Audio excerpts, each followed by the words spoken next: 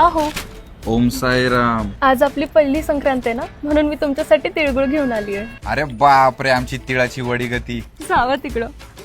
अहो, मी तुम्हाला सांगायचंच विसरले, काल मी पतंग उडवत होते तर समोरच्या बिल्डिंग मधल्या आकाशने ना माझी पतंगच गुल केली.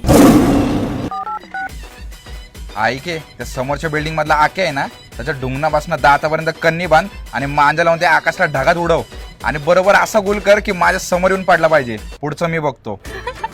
अरे बापरे मॅडम, हसल्यावर तर तुम्ही एकदम पतंगी सारख्या दिसतात. हा म्हणजे? तुम्ही आमची पतंग, मी तुमचा मांजा, लावून कन्नी प्रेमाची झालाय हीरचा रांजा, ढील देऊन उंच ढगात कोरेल तुमचं नाव, तुमच्या डोळ्यांसोबत पेज लागून माझं मन गुल झालंय ना राव.